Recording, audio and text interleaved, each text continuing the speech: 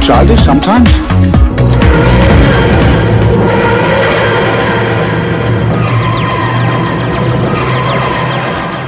Does the writer give any input on the guest stars that play it? And also, is it true that Simon Pegg was considered as the father for Rose? It's not very often that a writer will get much input in who the guest stars are. Often we are sort of said, oh, and give us a wish list of who you'd like to see. I remember compiling a wish list for Pete Tyler.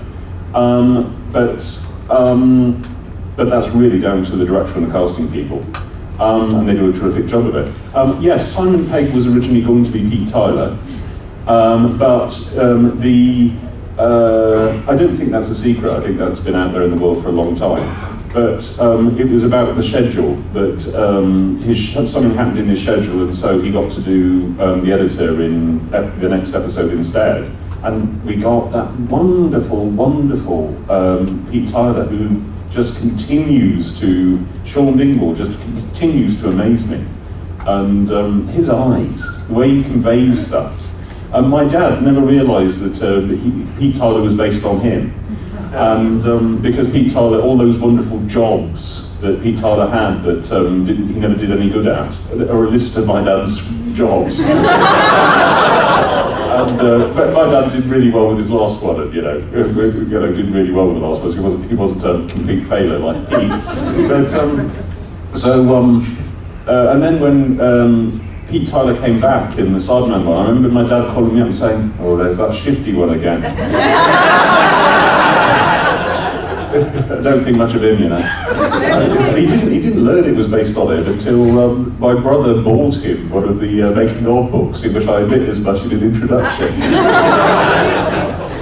Ah, dear. Hello? Yeah. Okay. I got a couple of comments and a question that's been really burning. We're a family of 5 and we're all crazy about Doctor Who, and I used to watch him as a child. And what I often tell people who don't know about him is that Doctor Who came up with everything first. He came up with Transmat, which is essentially used by Star Trek as Venia. He came up with time travel, which is used by Stargate when they go back in. And he even came out with replicators because William Hartnell used to have the bacon and eggs that were just. So as far as I'm concerned, every other sci-fi took from him. In our family, we have done the angel thing using a Cyberman, and every morning we'll find a Cyberman in a different place. And currently he's at the window waving us goodbye as we left. And my daughter said, "Wouldn't it be weird, Mum, if when we came back he's in a different place, but we know nobody's in the house to move it." But the burning question I just snuck back and done that.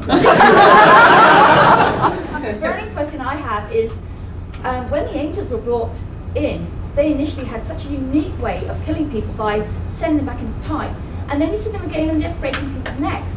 Will we find them doing that better form of killing in the future? Where they send them back in time? I don't know if they're coming back at all, so hard to say. But yes. Anyway, I think it's about time. Is it meant to be 1:30?